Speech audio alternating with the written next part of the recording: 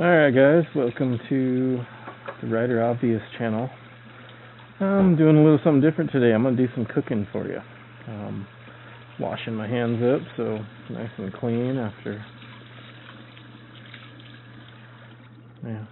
just so they're nice and clean. Get some light on the subject here. You can see I've got my ingredients out here. What I'm making for you today is some green chili. So stay put. It's not going to be like Auntie Fee. I'm not going to yell at you, but let my pork chops thaw out here. And now my phone's ringing. Alright, ladies and gents. Thanks for waiting. Welcome to Writer Obvious. Tonight, I'm going to be making some green chili. I think I actually already went through this little introduction once and got a phone call that I had to take, so anyway, washing my hands again. Actually, I'm going to be touching raw pork here in just a second, so before I touch it, we'll get out this sharp knife. My other one's in the dishwasher already. So, get the knife going here and get my pan heating up. There's that's what we're making the chili in. Big stock pot. And this is awesome pork. Comes from a local rancher here in Colorado. So, raised here in Colorado, all natural, organic. And we're going to cut the bones right out of this pork here. So what we're going to do, I just want to cube this meat up. And make it ready for the chili. And I'm actually going to use these bones too, but nobody wants to pick meat off of a bone while they're eating a bowl of chili, so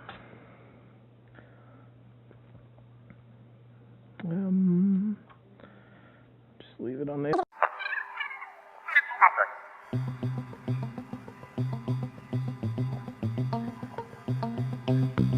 Tape recorder's running, right? Tape recorder's running.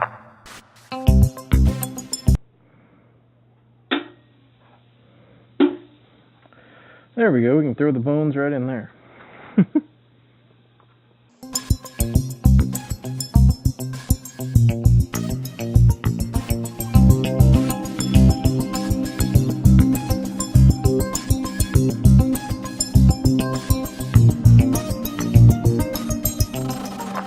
Yeah, the moon is there, boy, in all its splendor. Clouds are apparent gray to me. Don't look at it. Here we come up. Okay.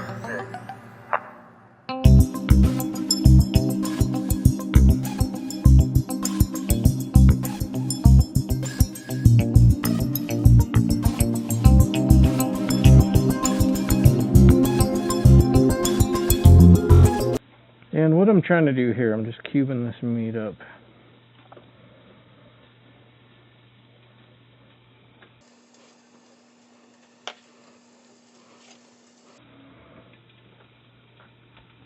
What you want is about, I don't know, I'd say 2 to 3 pounds of meat. And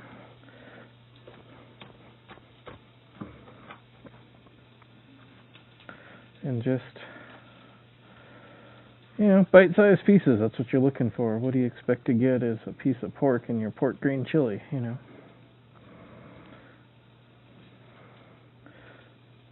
Make it how you want it. That's kind of what I'm doing here. I have a general recipe that I go off of, but I modify it a bit, Recipe that I normally follow says use water. I'm using chicken stock instead. Adds more flavor. Oh, and I feel a piece of bone in there, so it's a good thing about getting your hands into the food that you're making.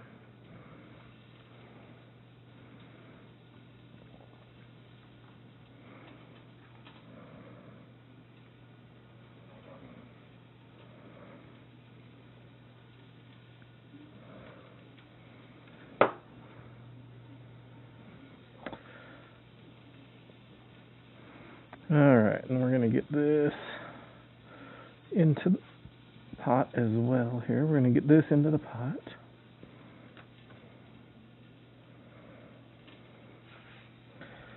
and get it browning up. Nope. We've got a deserter. Alright.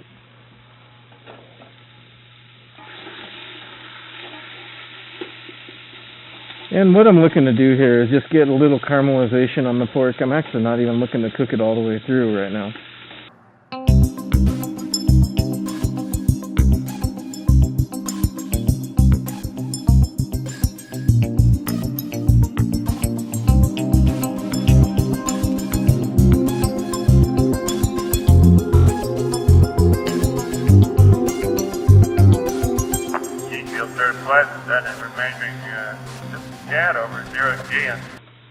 We got 2 onions. You can use yellow onions, white onions.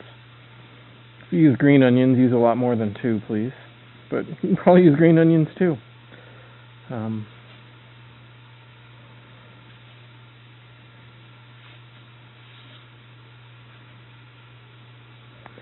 And we'll clean that out of there. I don't want that to actually go down the garbage disposal.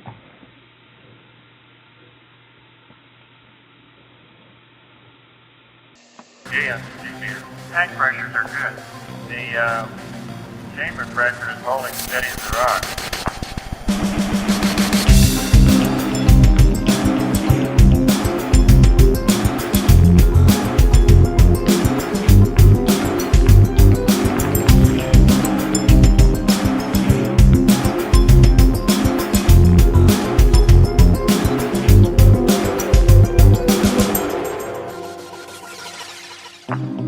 Electricals look okay over there, bud? Man, I'm not going to look at them. All right. Probably a good roll.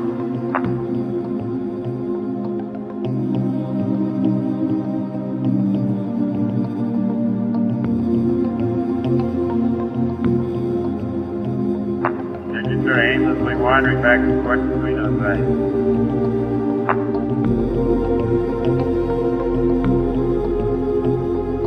Alright, so I've got my 2 onions ready to rock here, because it's important to have them chopped up and kind of ready to go.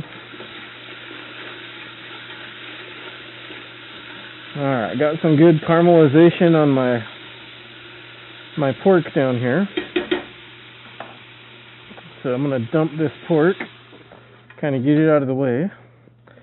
And normally what I do is I'll use 2 sticks of butter, but I'm kind of out of butter. This is all I've got. So that's like a couple tablespoons, if that, of butter. But I'm going to throw that in there. And instead of butter, what I'm going to use today is bacon grease. I save my bacon grease. Yes, I know. So,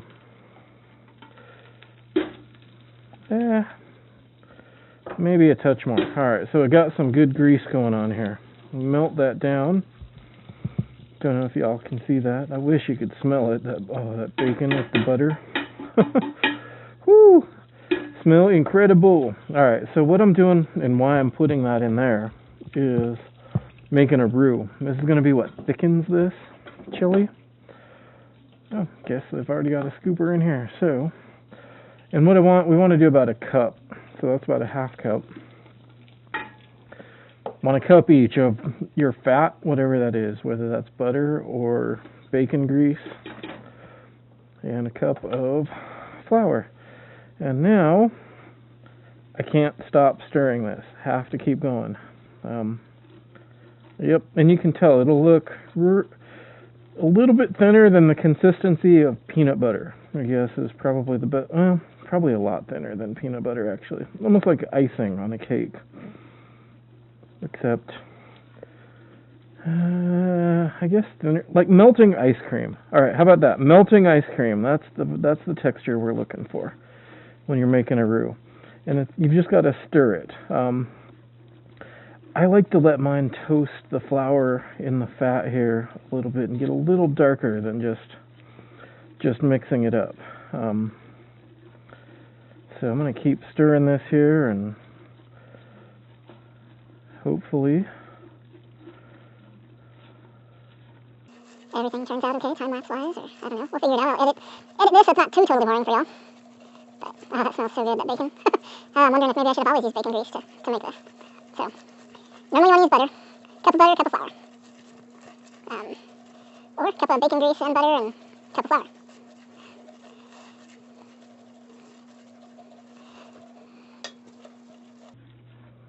But you kind of want to keep mixing it because you don't want any burnt flour in there. It makes a terrible burnt taste. You've got to constantly keep it moving. And it will darken up. So we'll keep stirring it until it gets to the darkness we desire here.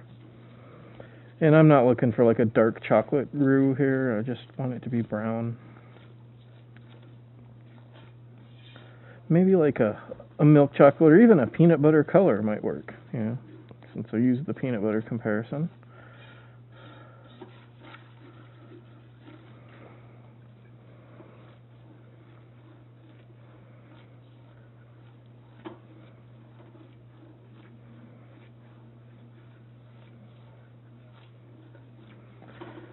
Got a heck of a snowstorm coming in here, so thought tonight would be a great night for green chili. Yep, there's my outback. Yeah,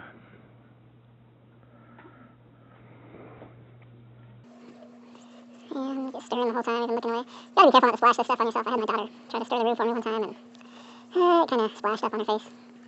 I'm actually wearing my helmet to do this stuff because I don't have a great head mount for my camera. So, wearing a helmet to do this. Guess it'll prevent it from getting in my face too much. I'd have to lower the shield though, and that would be hot, so probably won't do that. But making green chili's pretty easy, so got the roux going on here. And it's starting to darken up, almost getting there. Alright, it's really starting to darken quicker now. And once it starts to darken, it goes a lot quicker, so you have to kind of be ready. But what I'm going to do, when it just gets down to the darkness that I want, I'm going to throw my raw onion right into it, and that's going to kind of stop the cooking process of the roux, at least for the short term. Now that it's a nice brown, I can smell it. It's starting to smoke a bit. If I can grab the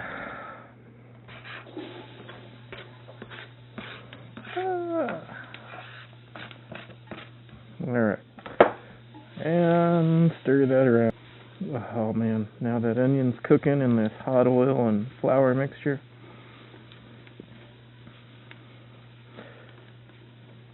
Kind of setting that onion flavor into this base here. Pick up a few onion stragglers and get them into fire there. All right, and we can put our meat stuff back in here. Get all them juices out. Oh yeah. Close that up and get that out of the way. Bing! Throw it across the counter. Hopefully I've got a can opener. I do, right there. And can add in 2 cans of diced tomatoes, or as they're known around these parts, tomatoes. In a second. Okay. 9, 8, 7, 6, 5, 4, 3. Oh, and we can add our green chilies. These are frozen, come from the store just like this, from New Mexico. Sure, you could get other places where they're from, but these are already chopped up and ready to rock, and just a frozen brick still, so.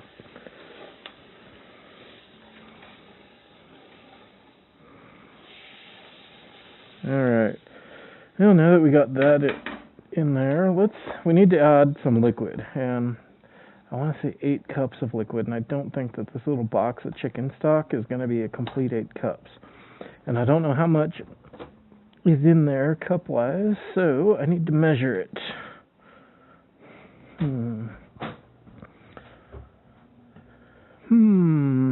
There's a mason jar.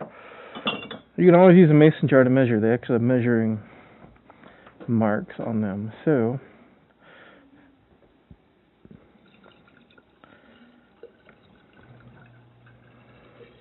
Got it. Got 1. Off. Got it. 52. Off. Got it. Yaw 2. Off. Got it. Everything's looking good.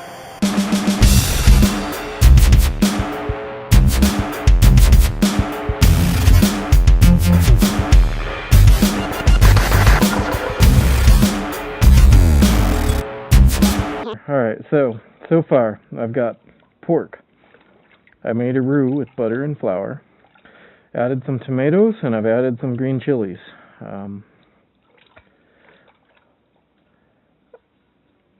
Normally I do hot, but I'm making it for the family this time, so I did mild.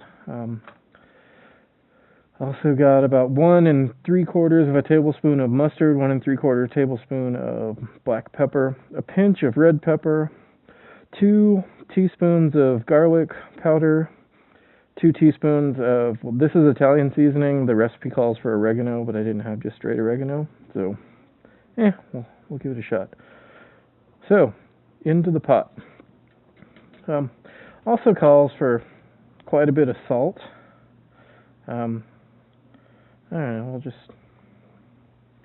you can always add salt, you can't take salt out, and so that was probably about a tablespoon of salt that I just put in there. We'll get these spices mixed down into there, and bring this up to a boil, and just let it simmer. That's kind of what we're going to do. It's really a very simple thing to make. Just getting the spices and making the roux. If you've never made one, it's pretty easy to do. And then we'll take the bones out later too. Nobody likes bones in their chili, but they add so much flavor. All that marrow and all cooks out into the sauce here. So, thanks for watching. I'll actually taste some here for the camera in a bit, but that's the makings of it right there. So we'll pause right now and come back to after it's boiled for a while. Time to show y'all what this green chili looks like. Get a bowl out of the cabinet. Get a ladle out of the ladle holder thingy. I spilled flour on the... And... Whew. Oh, look at that. That just looks gorgeous.